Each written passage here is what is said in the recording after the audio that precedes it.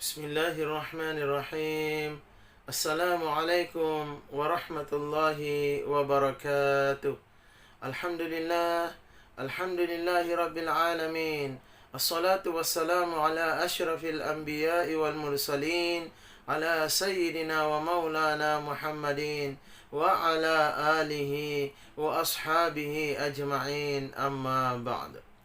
Jemaah dan para penonton yang insya Allah dirahmati Allah Subhanahu wa Ta'ala. Ada seorang ahli sufi yang bernama Abu Bakar Ash-Shibli. Di suatu malam, ia mendapatkan keistimewaan di dalam tidurnya, karena ia mengalami mimpi yang begitu indah dan sangat luar biasa. Pada saat ia bermimpi, ia melihat seakan-akan dunia ini telah kiamat. Dan kemudian ia dibangkitkan dari alam kuburnya pada hari kebangkitan itu. Dan di saat itu pula ia mendengarkan suara gaib yang memberikan beberapa pertanyaan-pertanyaan dan jawaban kepada Abu Bakar Ash-Shibli, seorang ahli sufi ini. Seakan-akan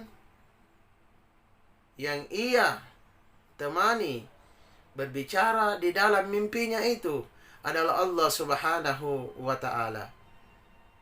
Dan Allah pun Subhanahu wa Ta'ala memberikan beberapa pertanyaan kepada Abu Bakar Ash-Shibli.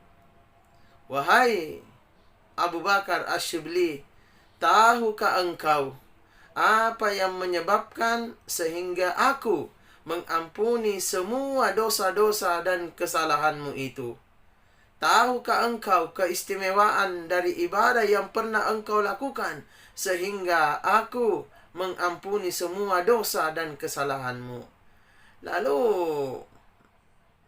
Abu Bakar Ash-Shibli menjawab, Ya Allah, Ya Rahman, Ya Rahim, Engkau memberikan rahmatmu kepada saya pada hari ini. Mungkinkah karena dari ketekunan ibadah-ibadah atau semua ibadah yang pernah yang saya lakukan di hadapanmu, Ya Allah?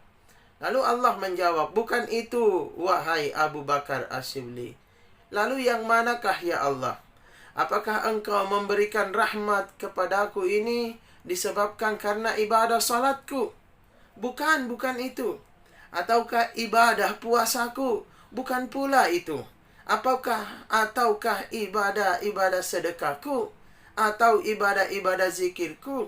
Bacaan Al-Quranku? Atau kebaikanku dengan sesama manusia? Apakah ini semua yang menyebabkan sehingga engkau mengampuniku, Ya Allah? Bukan itu, Ash-Shibli. Tapi ada sebuah ibadah yang pernah engkau lakukan yang menyebabkan saya memberikan keistimewaan tersendiri kepadamu. Tahukah engkau dan ingatkah engkau, wahai Abu Bakar Ash-Shibli, ketika engkau di suatu malam melewati sebuah lorong yang ada di kota Irak, engkau menemui seekor anak kucing yang sangat kedinginan. Engkau mendapati anak kucing itu menggigil kedinginan karena begitu derasnya hujan di malam itu. Lalu engkau mengambil anak kucing itu sampai ke rumah, engkau hangatkan badannya, lalu engkau besarkan dengan pemeliharaan yang begitu besar.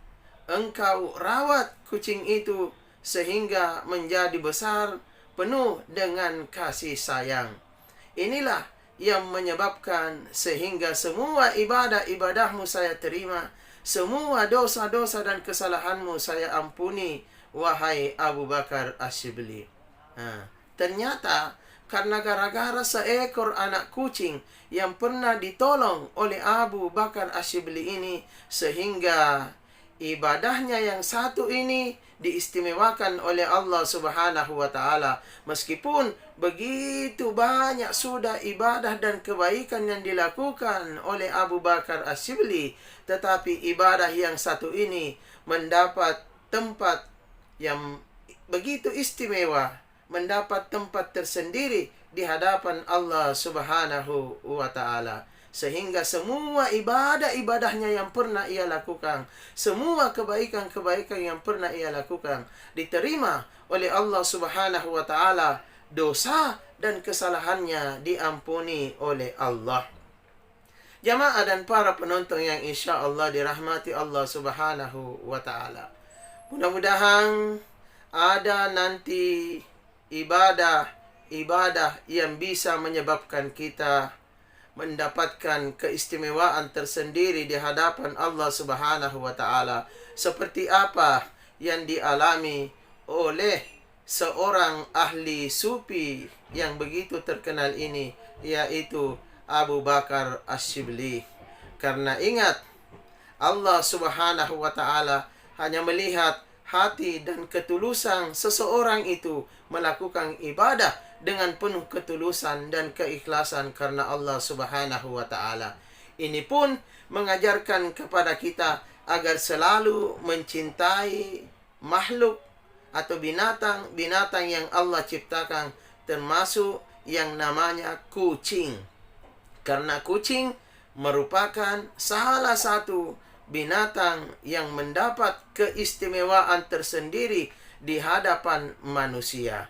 Makanya kalau ada kucing yang melakukan kenakalan-kenakalan di dalam rumah, seperti mencuri ikan atau makanan-makanan kita, ndak usahlah kita buru.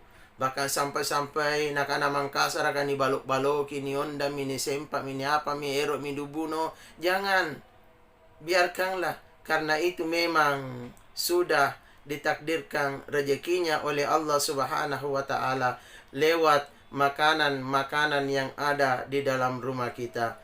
Mari kita bersama-sama begitu memperhatikan ciptaan-ciptaan Allah, termasuk binatang kucing yang satu ini.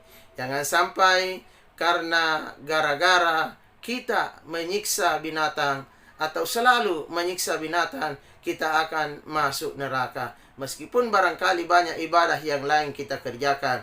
Na'udzubillah min zalik summa na'udzubillah. Karena ada seseorang yang bisa masuk surga hanya karena gara-gara seekor kucing, dan ada pula nantinya yang masuk neraka hanya karena gara-gara seekor kucing. Mudah-mudahan kita tidak termasuk hamba-hamba Allah yang masuk ke dalam neraka hanya karena menyiksa binatang-binatang ciptaan Allah, apalagi yang namanya kucing.